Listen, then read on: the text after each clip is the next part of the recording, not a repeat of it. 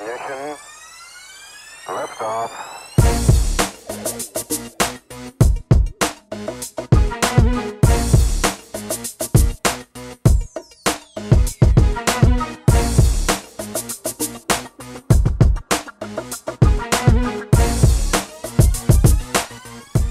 Hello everyone, and welcome to ET News. I'm Kimura Peterson.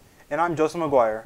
ET News brings you the latest news and information out of Edison Career and Technology High School. Coming up in ET News, we'll look at how services are helping students and families in our community, right here at Edison. But first, here's this morning's announcements.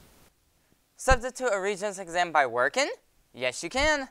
See Miss Martella or Mr. Felton in the 3B suite for more information.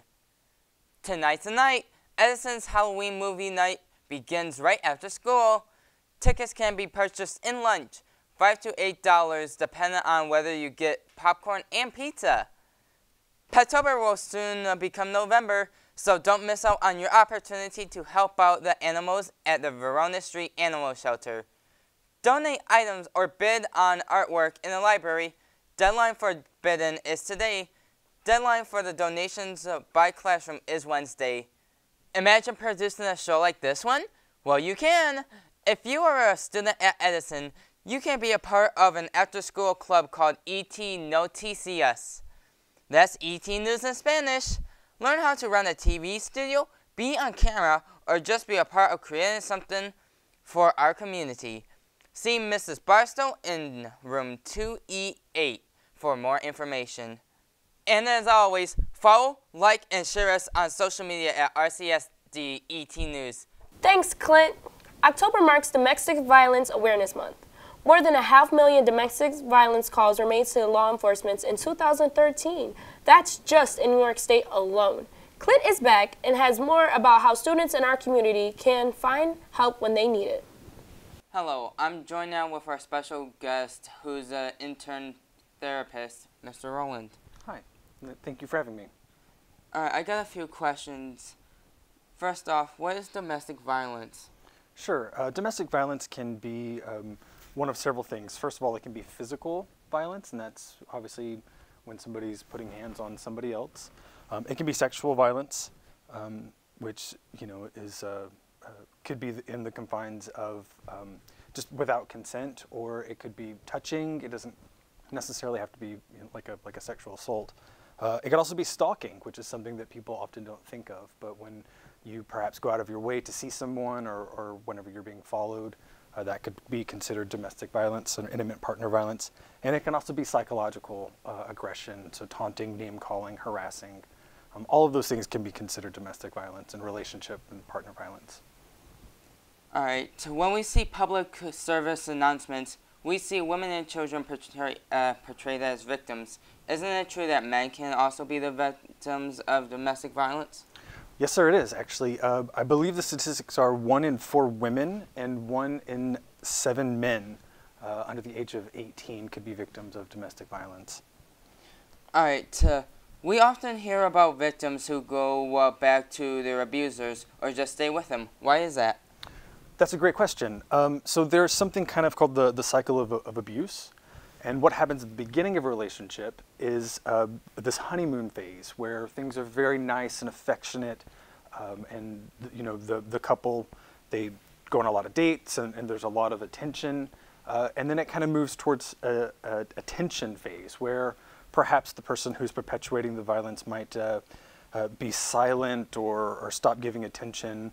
Maybe they start to be kind of a passive aggressive. You'll see things like maybe control of money or emotional abuse starting to happen. And then there is an explosion phase where a violent event occurs, immediately followed by a honeymoon phase. So after this event happens, oftentimes the perpetrator of the violence can, they start back in with that affection and that attention, and that usually draws the person kind of back in. And so it's a very hard cycle to escape. Oh man, that's not really cool. No. Are there any signs that we could look for that shows warning signs?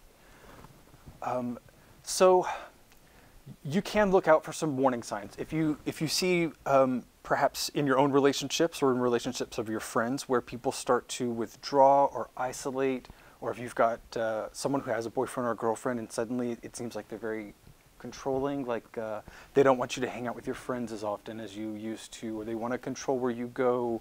They want you to check in on your cell phone to make sure that you are where you say you are. They might try to control money. Those would be some warning signs, but also listen for how they interact with each other, or how someone interacts with you. So if they're name calling you or putting you down or insulting you, even if it's just in jest and in play, those can kind of lead to some toxic behaviors. So that would be the first things that you'd probably want to start looking out for. All right. Is it possible for someone who is an abuser to change? Certainly, yes, absolutely. There's therapy that you can go to. Sometimes people can go to anger management classes. Sometimes that'll help.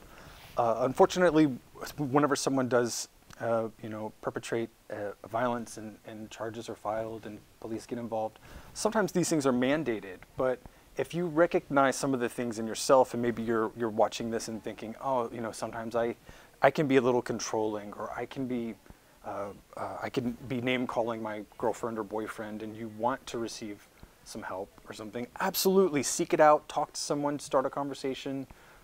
At the counseling center here, we have therapists that can talk and coach you through some things. So absolutely, you can change. All right. What can we do as a society to help victims of abuse? So as I'm sure you all know, October is Domestic Violence Awareness Month. So having a conversation and starting a conversation is definitely the first step.